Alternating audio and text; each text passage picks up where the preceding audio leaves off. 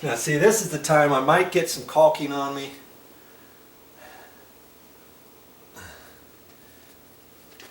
I'm not sure. Just be careful. This line you see from down below, you know, so you want to get it as straight as you can. This one's a little bit deeper. I'm cranking it in.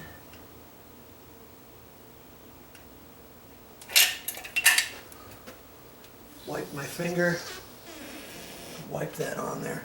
I'm just going to wipe it on my hand, like that. Okay, that's it. Now if I want, I see a little line there on the actual housing, I can get that. And see, now I can put my little screw in there. My shipping screw will go right in there. That'll keep this from shaking, from rattling. Let's say, obviously this one on this other side is not there. I don't have to worry about it, do I? I don't have to worry about it at all. Okay, everything's looking pretty good with that. Now I'm going to go back and caulk the other one.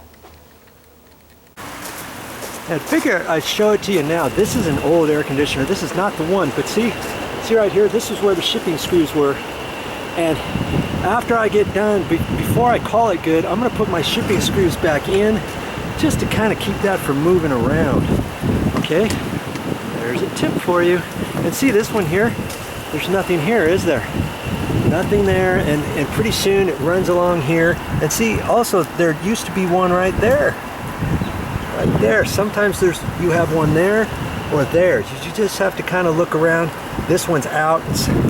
And sometimes it'll drip, sometimes you get sludge all in here. And if you do, and if your air conditioner starts smelling, you can pull the whole insert out. If you get one kind of like the one I'm installing, you pull that insert out and then you can spray it down inside, disinfect it, and get all the mold and stuff out from underneath here, rinse it all off, put it back in there, and it could start draining properly for you, okay? All right, enough of that. I gotta get to Den Den.